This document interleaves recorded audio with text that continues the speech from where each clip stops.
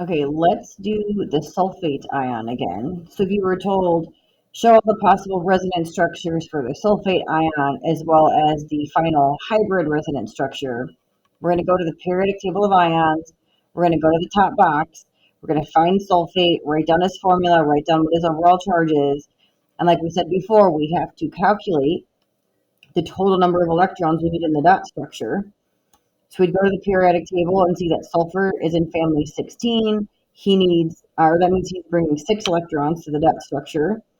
We got oxygen that also has 6 electrons, and there's 4 of them in the dot structure. So that's going to give us 24 total electrons. And that charge of 2 minus means that we have 2 extra electrons floating around. So that means that we have a total of 32 electrons that we have to have in the dot structure. So you would have gone through, and I'm going to say that process in the beginning, and I'm going to kind of show you a little shortcut to get the right, most appropriate one. And by that, I'm talking about like when we went through before, and we're like, okay, look at all these different ways I can draw it. We were on the board, we had like 12 or 14, and we're like, okay, this is the best one because I have the negative charges on oxygens or whatever is my most electronegative thing, and I have the most things neutral as possible. I kind of show you a little trick to figure out kind of what's probably going to be the best one to go for so we can avoid drawing a ton of the wrong ones from the beginning. So we have 32 electrons, and this is the strategy I take. I look at this and I'm like, okay, I have sulfur and I have oxygen. And in case I could not remember which one was more electronegative because I forgot my periodic trends, you have your electronegativity scale, your Pauling scale in that packet you got. You could easily look at sulfur's 2.5, oxygen 3.5. Okay, oxygen is way more electronegative, so I need to make sure that those 2 extra electrons floating around are definitely residing on the oxygens. And if you think back to what we just reviewed in terms of, well, how do I get oxygen with a charge of -1? That means that we have to assign him 7 electrons, right? Because then we do 6 minus 7. That's how we're getting the formal charge of -1. The only way to do that is by single bonding the oxygen and giving it 3 lone pairs. So I know that I have to have, and I'm going to kind of show you the shortcut here. Sulfur's in the middle because this is going to be symmetric. I'm going to have 4 oxygens. And I know for a fact that 2 of them are going to be single bonded because that's how I get a negatively charged oxygen.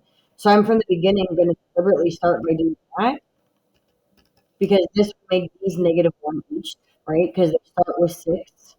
So this is oxygen. They start with 6. We're assigning them 7 in the dot structure. So we each have a charge of -1 there. So that's where I want my charge of -2, right? This one and this one here. So now again, I have 32 total electrons. Now I'm gonna try to get these to be neutral is what I want, right? Because I only ideally would want those 2 charged, right? I have a charge of -2. I need to make sure 2 things are charged, but then I want nothing else to be charged because I want as many things as neutral. So how do we keep oxygens neutral? Well, we got to keep them happy and bond them the number of times they want to bond, which is twice, with 2 electrons.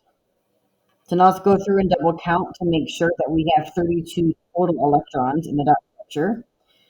1, 2, 3, 4, 5, 6, 7, 8, 9, 10, 11, 12, 13, 14, 15, 16, 17, 18, 19, 20, 21, 22, 23, 24, 25, 26, 27, 28, 29, 30, 31, 32. This oxygen is neutral, right? Because they start with 6. So this is my single bonded one.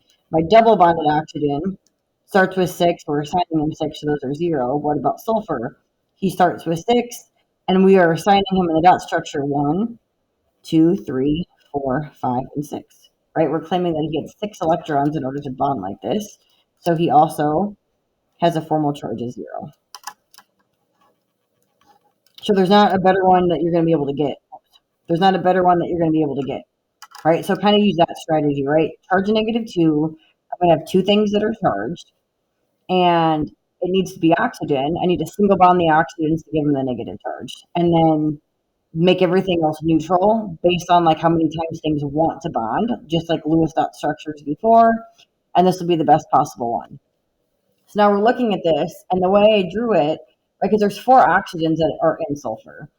And I like to imagine like I freeze this molecule real quick and I kind of think of the oxygens as like, here's my oxygen at 12 o'clock, 3 o'clock, 6 o'clock, and 9 o'clock. and this is the easiest way for me to think of it, because now I got to do the resonance structures. Because again, are these two oxygens the ones that get unlucky and get stuck with the negative charge, and these two get lucky and get to be neutral, right? All these oxygens are equal, so why would two of them get screwed over and two of them be fine, right? That's not happening. Those two extra electrons can't pick who they like better, and they're going to him, and they're just bouncing back and forth, right? And at any given time, right, they're anywhere on any of those oxygens at the same time. So again, I'm like, okay, well, the way I just first drew it in my first one, I have my double bonds at 3 o'clock and 9 o'clock. But why couldn't my double bonds be at 12 and at 3 o'clock, right? So now that'll be one of my resonance structures. So that's -1, -2, minus, right? So now I have double bonds at 3 o'clock and 9. I have it at 12 and 3. Why couldn't I have it at 12 and 6 o'clock? Well, I can, so I'm going to do it that way.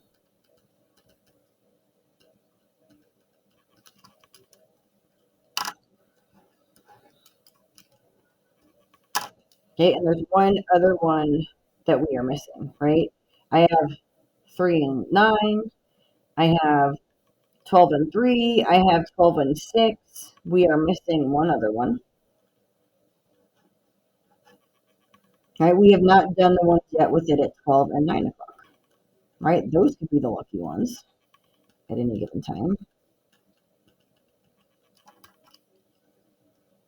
Right? So we have 4 resonance structures for the sulfate ion, right? Carbonate just had 3. This one has 4, right? Some of them have 5. There's some that have 6. So you really need to stop and really look at it and ask yourself, how many different ways could I draw the same picture, right? How could I accurately represent that at any time, any of these could be the ones with a negative charge, right?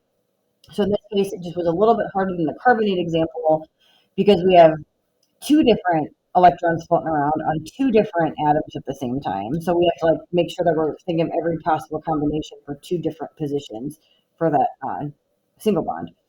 So this is the collection of Lewis dot structures that represent the sulfate ion.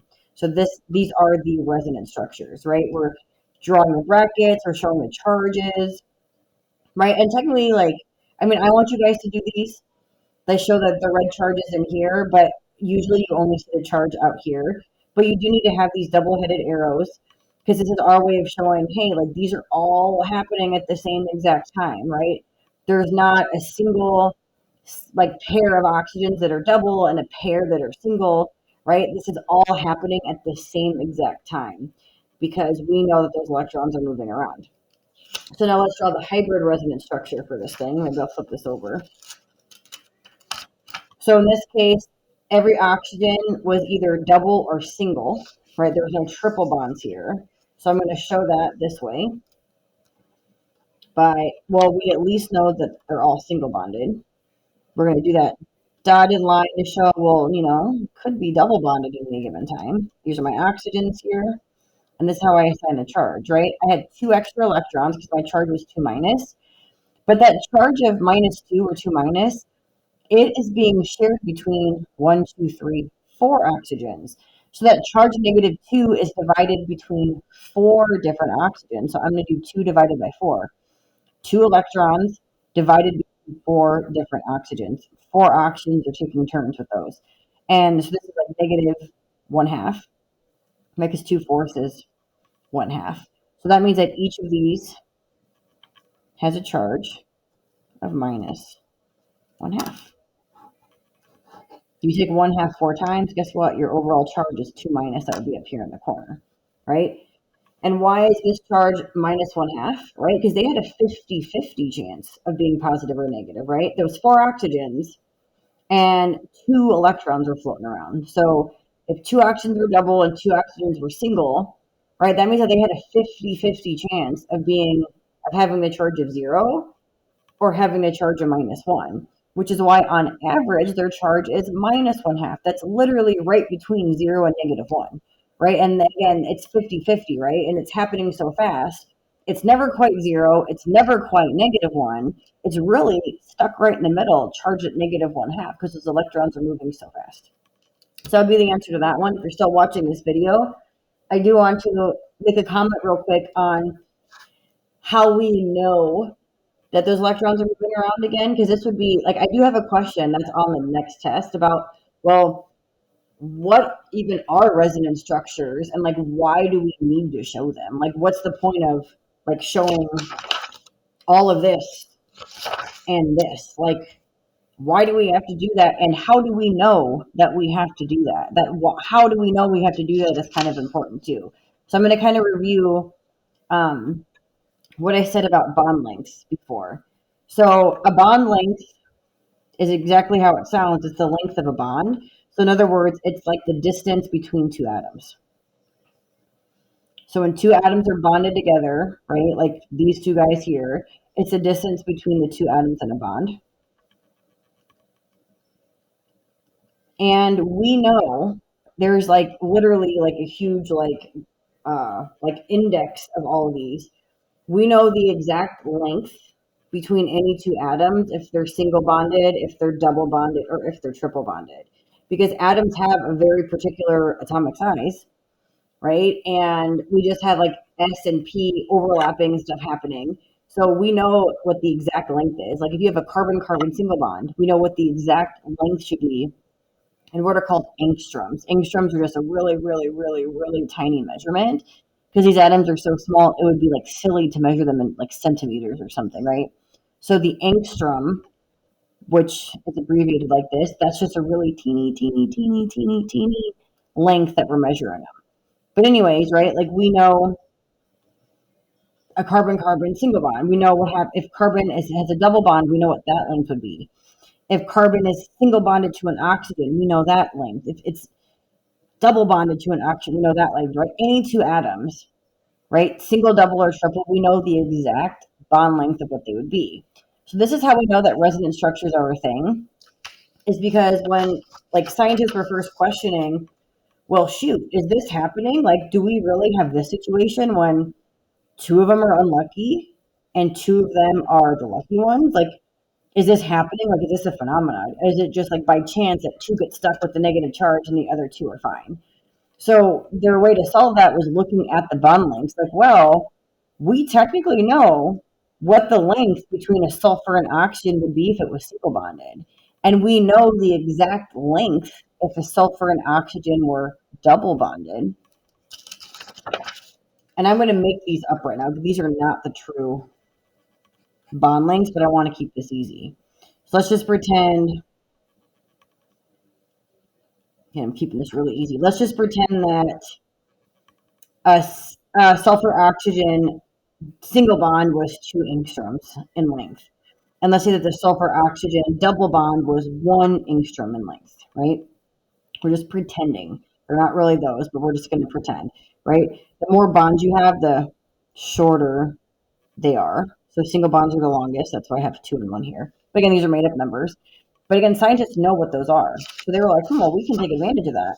Because we went in here and we know how much a sulfur oxygen single bond is, right? Again, what did I just say? I said a sulfur oxygen single bond was 2 angstroms. That means that they were like, well, if this is true, if we go in and measure these, are there going to be 2 of these bonds that are 2 angstroms? And a sulfur oxygen double bond, I said, just making it up, let's just pretend it's 1 angstrom long. Right? So they're like, let's go in. Why did I withdraw it? Like if degree sign, it's right above it. I'm doing too much AP Chem today. We do too much with temperatures. Okay, angstrom sign is up there, not a degree sign. Anyways, right? They were like, if this is true, right? Like 2 unlucky and 2 lucky, we should go in and we would expect out of the 4 bonds we have, 2 of them should measure 2 angstroms and 2 of them should measure 1 angstrom because we know what those lengths are.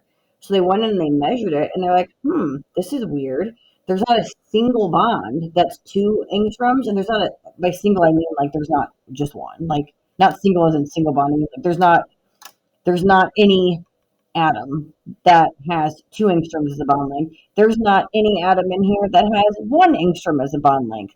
What they found was that all 4 of those bond lengths were the same exact bond length, and it was an average of all of these. So if we did 2 and 2 and these two here, that's 6, right? So that's like, right, we take 6, you would divide it by 4, right? So it's about 1.5, right? So it's like what they really found was that every single one of these was 1.5 long, and they were all the same. So they're, dang, how is that possible? It's like, what's 1.5? A 1.5 would literally be between a single and a double. That's weird. It must be stuck in this purgatory between a single and a double bond at any given time. And that's exactly what they found, right? And if they're all equal in length, that told us that those electrons are moving so fast, all of these oxygens actually were being treated equally. There wasn't two that were lucky and two that were unlucky with the negative charge. They were all getting treated equally. They all had the same exact bond length and the same exact charge. So that what told scientists, okay, this is not happening. Actually, look, oh my gosh, all of this is happening at the same exact time. And that's how we knew that electrons were moving. Before then, it was assumed that electrons were stuck in bonds. And it wasn't until we started looking at charged particles like this, they were like, oh, dang, actually, they are moving around. They're not just like stuck in this bond. Those electrons have the ability to bounce around and move from atom to atom. And that's why technically, and we didn't learn this one, it was the extra credit option, but this is kind of going into if you want to use that thing. The molecular orbital theory, that's that one thing I said that you guys can do for extra credit for this one. You have until like the end of next week to come in and you have to watch the video yourself, try to learn it, take notes, and you can come in to have me refresh and or teach parts you don't understand.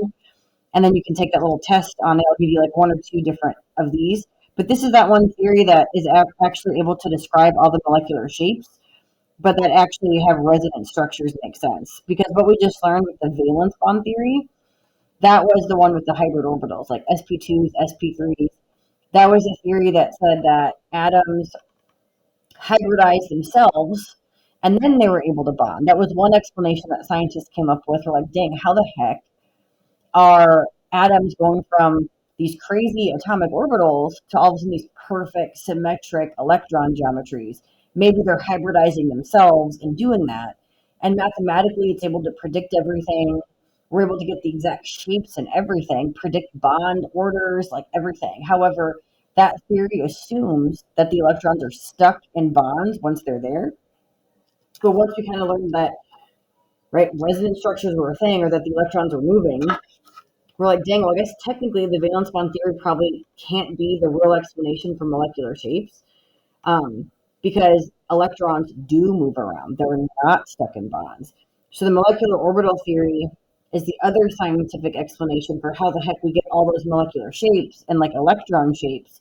But this one accounts for the fact that electrons actually are able to move around and bounce around from atom to atom. And they also are able to predict every single shape. They are also able to predict bond orders and bond lengths and bond angles. They do everything, except this one allows for resonance structures to be true. And that ends this video. Email me with any questions you have still on resonance structures.